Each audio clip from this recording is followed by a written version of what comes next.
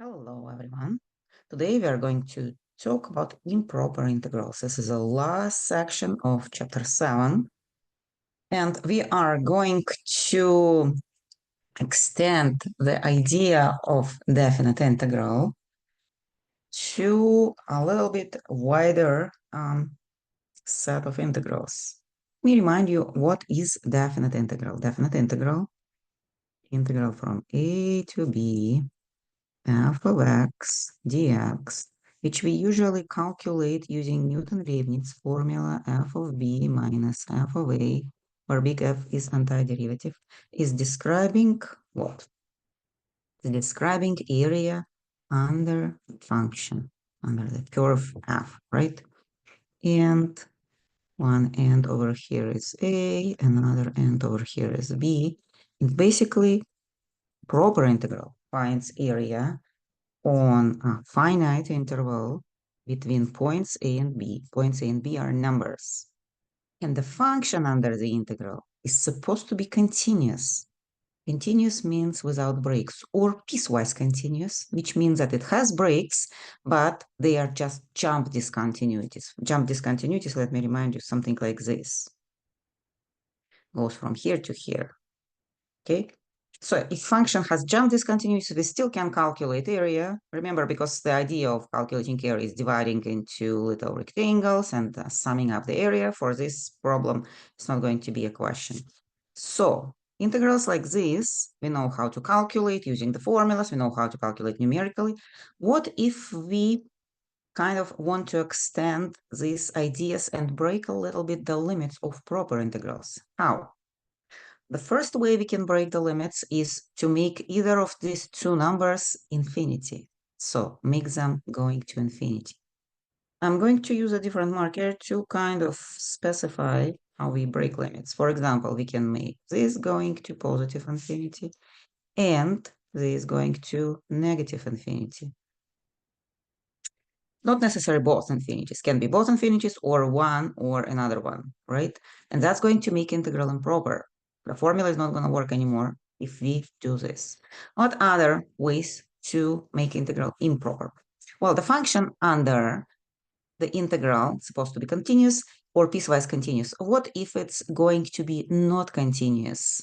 Not continuous means that, for example, it's going to do something like this. And maybe going like that after. Not continuous, having a vertical asymptote.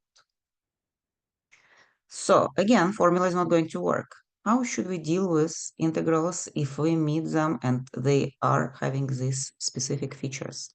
We are going to extend the idea of integrals into so-called improper integrals.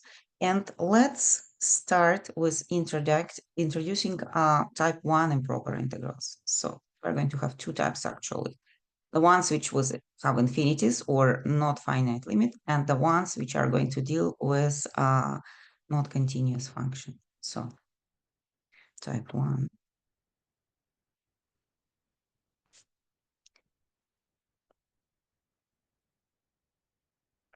Infinite intervals. Infinite intervals. I'm going to start with example and then make a general kind of conclusion, okay? So my example is going to look like this. I'm going to take the very, very simple function 1 over x squared dx, and I'm going to calculate the integral from 1 to infinity. How it's going to be improper? Is the function continuous on the interval from 1 to infinity? Let's draw the function. 1 over x squared is very similar to 1 over x. It's going to look like this. This is 1. And we are trying to calculate this area, which is supposed to be kind of infinite area, because we go to infinity eventually, right? So how this integral is improper? It has infinite limit over here. Well, we cannot use our integration apparatus against this. So what we are going to do, guys, we are going to do a little mathematical trick. We are going to consider our integral as a proper integral from 1 to some number t. Imagine that you pick up number t somewhere here. And if you calculate this integral between 1 and t, it's just a normal proper integral. of 1 over x squared. The function is continuous on this interval, right? It has discontinuity, but discontinuity is outside of our limit. So there is no problem to calculate this integral, right? And then, guys, what we are going to do, we are going to take a limit as t approaches infinity. So we separate the idea of infinity and the idea of the integral. So we first calculate integral like it's a normal integral. And then the result is going to have a variable upper limit. And we are going to bring this variable upper limit to infinity. And we have a nice theory how to calculate limits, so it's not going to be a big problem. So guys, I'm going to keep a limit over here outside for a while and deal with the integral. We know that this is a power function, right? X to the negative 2. So integral of x to the negative 2 is going to be minus x to the negative 1, right? Again, how do we kind of calculate? That's minus 2 here, plus 1, and divided by the result like minus 2 plus 1. And we are going to, I'm going to put the limits over here and rewrite it, because when it looks like this, it's not very clear what is going to be the result when we do substitution. So I'm going to rewrite this because x to the negative 1 is 1 over x, right? I'm going to just erase it and write down 1 over x. Why I'm doing this? Because usually, guys, when you see t and to the power of something, you automatically treat it as a power function. Power function has certain rules. For example, x to the power of infinity is going to be infinity. But not in this case, right? This x to the power of infinity actually is going to give us what? Let's see. So I'm going to keep limit until I actually use it. So my substitution is going to give me minus 1 over t upper limit plus 1 over 1, my lower limit, right? And now I'm going to apply my limit.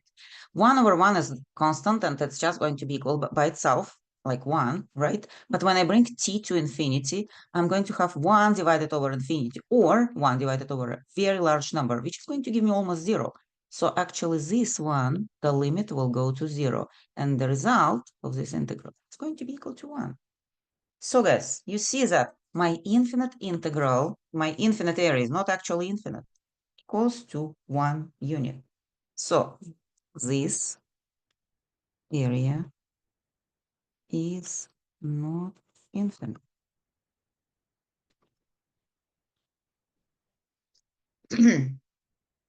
Is it always going to be the case? No, guys, not always.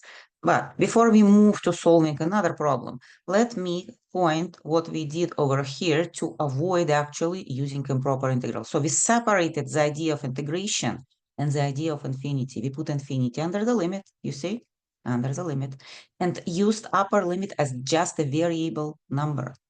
And was easy to calculate. Now my integral is proper. The limit is making it improper, but limit is outside. And for proper integral, I can do integration and get the answer. I'm going to consider another example. So this one, let's label it example 1, right? I'm going to consider another example. Example 2. How about integral from 1 to infinity of actually 1 over x dx? How about this one? Now we don't need to draw the picture. The function is continuous from 1 to infinity, right? We are just going to do like we already know how to represent it to avoid having improper integral. Pen is not. Like sometimes my pen is losing ability to write because I used a eraser. And well, maybe my battery is dying. I even don't know what to do. Okay, good.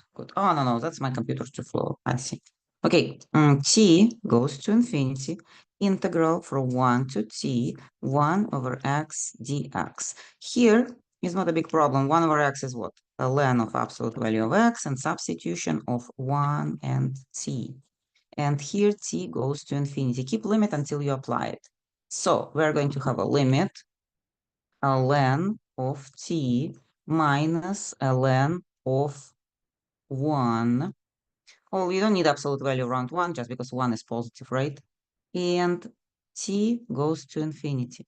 Now, guys, limit of ln of 1 is equal to 0, we remember, right? What is ln of t when t goes to infinity? I'm going to draw a very tiny graph of ln over here so you kind of have an idea how it works. So ln looks usually like this, right? This is 1. And when x goes to infinity, the result is going to infinity too, slowly, but so here we are going to have infinity minus 0, which is going to result to infinity. So this area actually is going to be infinite, right? And when limit is equal to infinity, we generally say that limit does not exist. Limit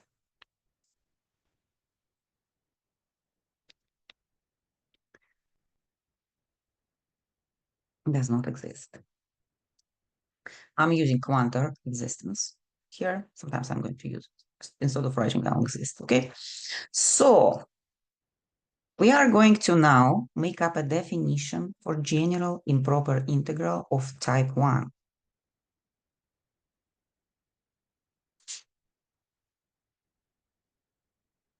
Definition.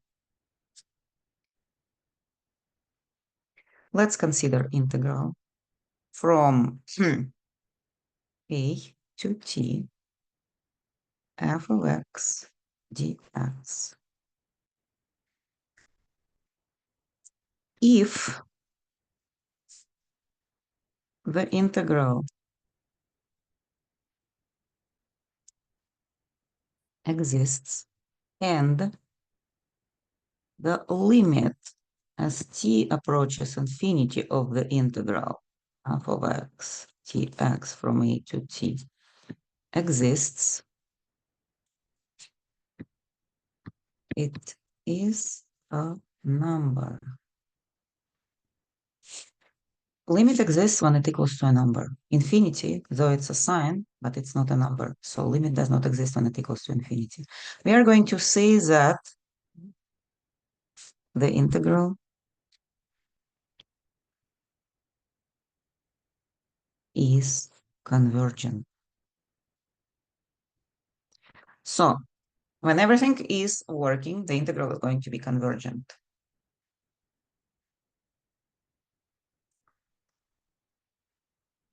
If limit does not exist, we're going to say that integral is divergent. Okay, so that's going to be our definition. We are going to take every improper integral of type 1, represent it as a limit, try to calculate it, and if limit is equal to a number, we are going to say that, yes, area is equal to that number, and limit is convergent, integral is convergent, and if it's equal to infinity, or it equals to nothing, sometimes happens too, then we are going to say that it's divergent, okay?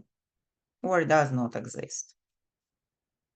And let's now consider example number 3.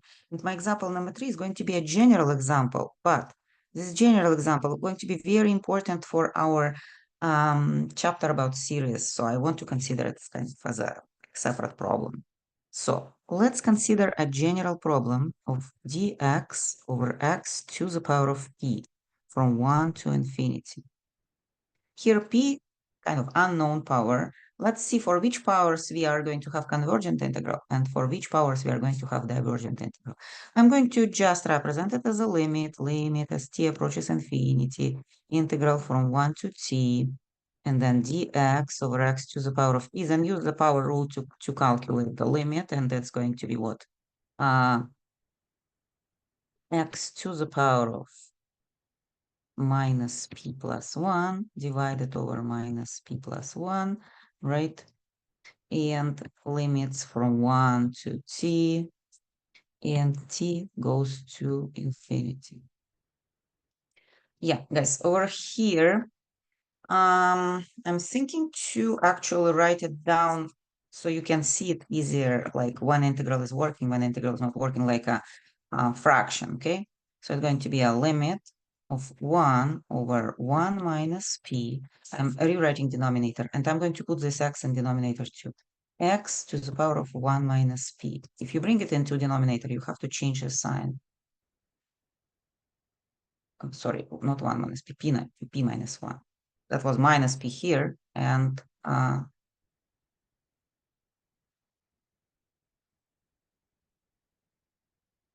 think I'm supposed to write down p minus 1. I'm changing that, bring it in denominator. Okay, and the substitution of 1 and t. I'm going to do substitution, and then we are going to talk about the limit of the fraction. So my first substitution of t is going to give me 1 minus p, and here t to the power of p minus 1. And then the second substitution is going to give me just minus 1 minus p. Okay.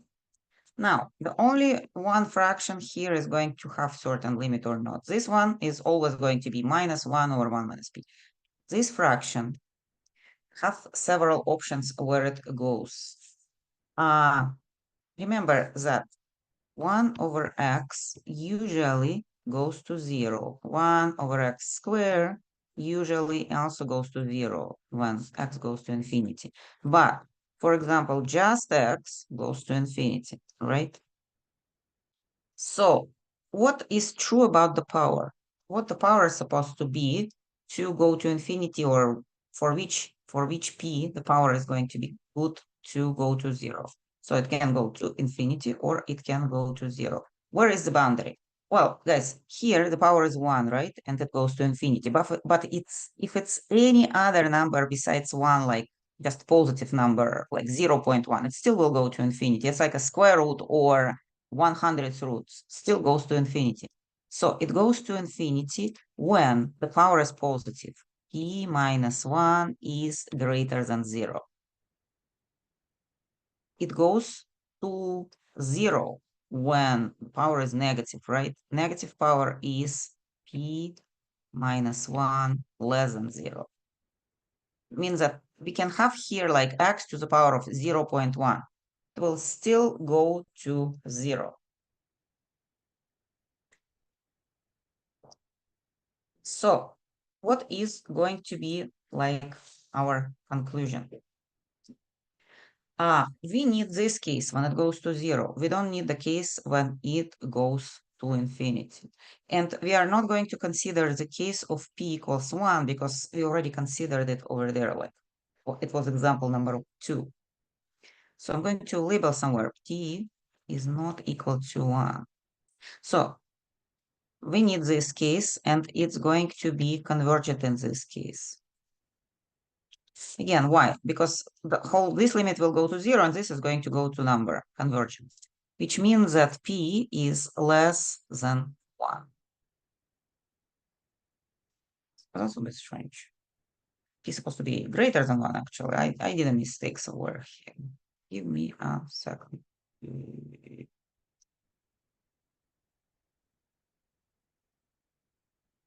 Yeah, I just switched this one. Switch this equality. Less than 1, greater than 1. Greater than 0, right? If the power is greater than 0, like something in denominator greater than 0, that it's convergent. The power was less than 0. Less than 0, the power of denominator less than 0 means that it sits in numerator. I'm sorry, that's convergent. And in this case, it's divergent. Divergent just because negative power is going to bring it into numerator. When it's numerator, it's going to go to infinity. So how about p equals to 1? Well, p equals to 1 is actually going to give us 1 over x. And we already considered what is going to happen with 1 over x. 1 over x is going to give us a ln, which goes to infinity, and it's going to be divergent too. Guys, I'm going to draw a picture, which you're probably going to be easier to memorize about these convergent and divergent cases. So actually anything greater than 1 in denominator is going to converge. Anything less than 1 is going to diverge. But I'm going to draw kind of how it's going to look on practice. So I'm going to draw 1 over x. This is 1 over x, which is going through 0.11. Now, guys, all curves which will go above this 1 over x, like this, Sorry, I want to change my color to go above 1 over x like this. All these are going to diverge. And 1 over x is going to diverge. So integrals are going to diverge. All curves which go below 1 over x, I'm going to label it 1 over x squared, for example. And for blue ones, it can be 1 over square root of x. These are going to converge, and these are going to diverge. And the green line is like a boundary between convergent and divergent integrals. Everything what is above this green line is going to diverge. Everything what is below that green line is going to converge. So 1 over x is like a boundary between convergent and divergent integrals of the power function. And square root of x is 0.5. 0.5, 0.5 minus 1 is less than 0, you see? So this one, p equals 0.5 for this one. And it's going to be like less than 1, less than, greater than 1, less, sorry, again, I was copying it. I did not copy it correctly. Green, greater than 1 converges, less than 1 diverges. Yeah, happens because I'm always thinking about numerator instead of thinking that p sits in denominator. P sits in denominator means that it's going to be greater than 1 for convergent and less than 1 for divergent. Okay, so that's the case. So 2 is greater than 1 and that's converges. Square root of x is 0.5 less than 1 divergent. And 1 over x is going to be a boundary between them. Okay, not all improper integrals with infinite limits are going to be 1 over x. There are lots of them of 1 over x type, but there are going to be other types. Let's consider something like different. So we did 3 examples. Example number 4. Example number 4. So let's consider integral from negative infinity to 0 of x e to the power of x dx. Here, guys, infinity sits as a left limit. It's not going to change anything. We are just going to bring t to negative infinity eventually. So, guys, what I'm going to do, I'm going to rewrite this integral in terms of a limit. T goes to negative infinity, and then integral is going to be from t to 0 x e to the power of x dx. Now, usually, guys, it's kind of lots of writing if you keep the limit all the time. So what I'm going to do, guys, I'm going to calculate the integral separately and then plug it in over here and kind of continue to the limit, okay? Well, you probably recall that this is our special integral of mixture of power function and exponential and supposed to be taken by parts, right? So this is going to be our f, and this one is going to be dg, and f is over here. I'm going to just, sorry, instead of writing down f, I'm going to write down the function itself. That's x, and dg is e to the power of, so from where g is e to the power of x, exponential function is very convenient. You differentiate it, you still get e to the power of x dx, right? And minus integral, and I have to differentiate my f function. That's going to be 1. I just have to copy my g function, e to the power of x dx, and then I do the integral. Again, when you have complicated integral, it makes sense to calculate it somewhere aside and then put it into the limit instead of keeping the limit all the way. So I have x e to the power of x minus e to the power of x. So that's my integral. Well, it's supposed to be plus a constant, but because my integral is definite, I'm not going to use a constant. I'm just going to continue and put my result under the limit and put upper and lower limits here. Limit as t approaches negative, oh, sorry, t approaches negative infinity. Oh, I put one more. T approaches negative infinity. It's supposed to be here. T approaches negative infinity. Guys, I'm going to substitute limits. I don't want to just copy the expression and then substitute limits. I'm going to substitute limits right into this expression. So my limits is 0, my upper limit. So that's going to be 0 by e to the power of 0 minus e to the power of 0. And e to the power of 0 is not equal to 0, right? Remember that. And then minus t e to the power of t, and then plus, because that's minus, and from the formula another minus, e to the power of t.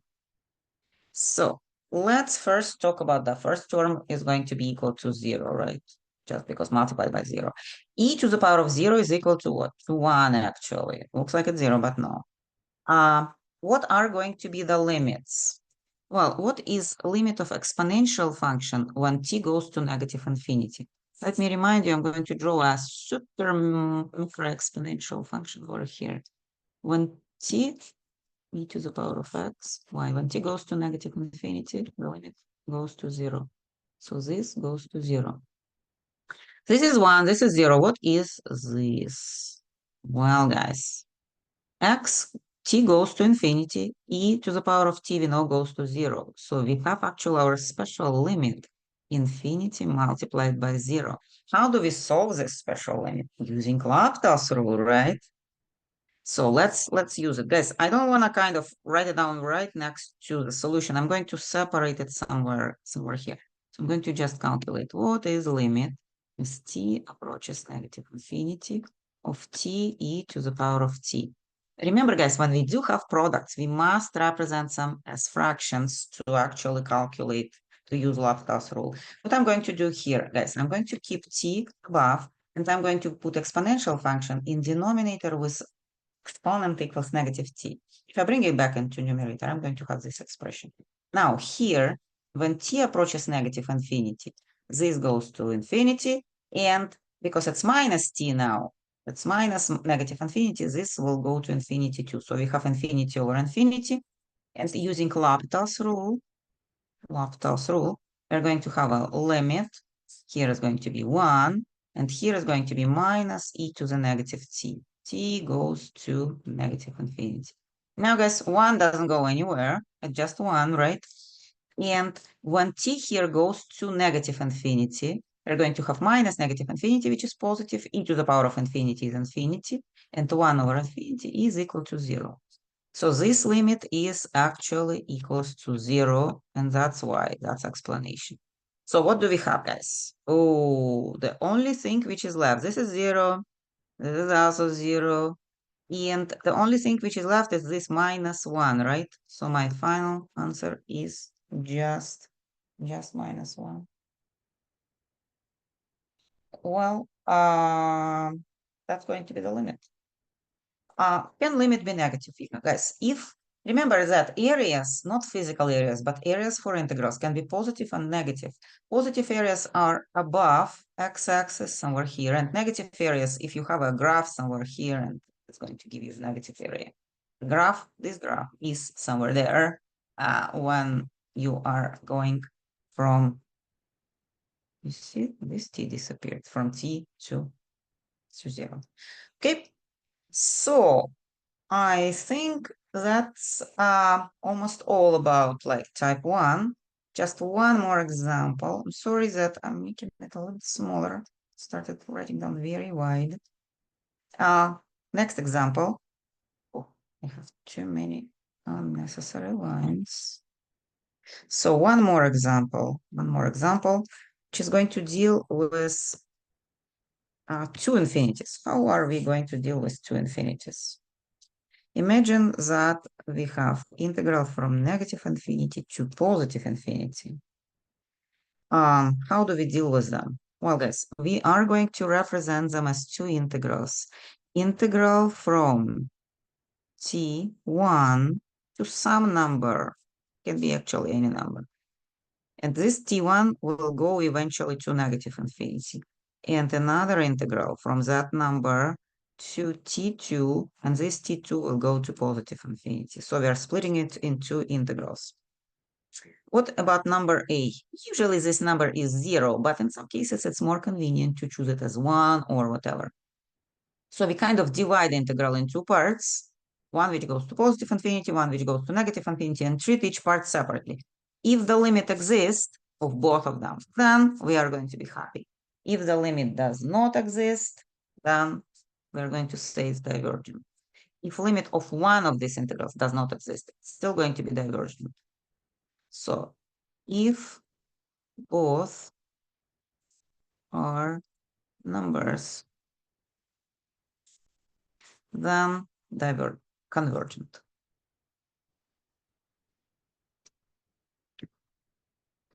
And it's important to understand.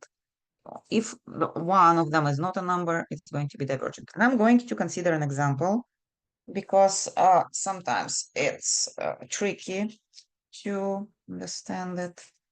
So my example is going to look like dx over 1 plus x squared from negative infinity to positive infinity.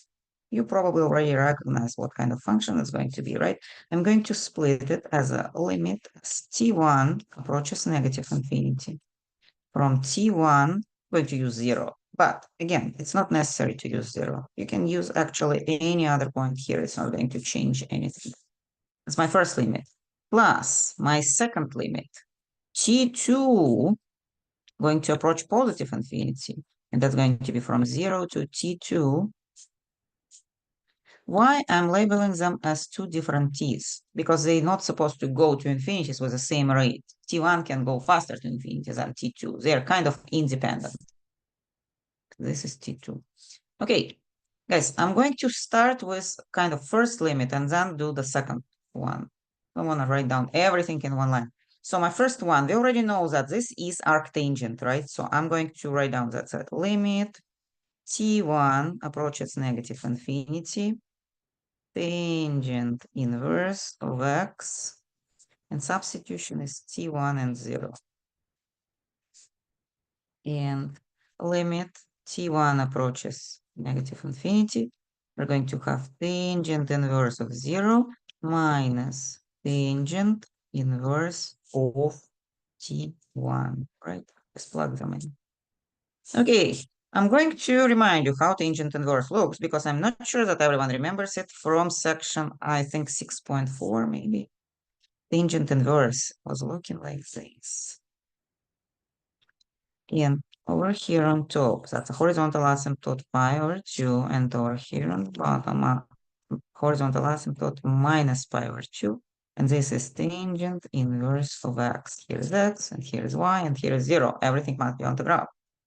Okay, so where actually this one goes? Well, at 0, it's equal to 0, right? Where this one goes, according to the graph, it goes to negative pi over 2. Negative pi over 2. So we have minus, minus, so limit is equal to pi over 2. Well, how about this integral? Well, basically it's going to be the very same tangent inverse. The only difference is going to be that this limit is going to be now upper limit. And for upper limit, we're just going to have pi over 2. So we have pi over 2 plus pi over 2, which is going to give us like just pi, right? Well, that's it. That's how we deal with two infinities. Let me remind you one more time. I did not calculate the second integral. You can do it on your own. Just kind of, you already know antiderivative. Just substitute different limits. Instead of 0, 0, put a 0 as a lower limit and t2 as a upper limit. And then bring this t2 to infinity. You are going to end up with pi over 2. Okay, so I want to point at the fact that it's not necessary that both integrals are going to be infinities or both integrals are going to be numbers. You can have a case when this integral is infinity and this is a number, or when this is negative infinity and this is positive infinity. Just remember, the total integral exists and convergent only when both integrals are numbers. If only one of them is infinity, or both of them is infinities, no matter what, positive or negative. We cannot subtract infinities from each other. Like, it's not like positive infinity minus negative infinity equals to 0. No, guys. Infinities are not subtractable because they are not actually numbers. By saying infinity, we say big number, very large number, but not necessarily these very large numbers are going to be same. Okay, so that's all about improper integrals of type 1, and type 2 is going to be the next part of my lecture.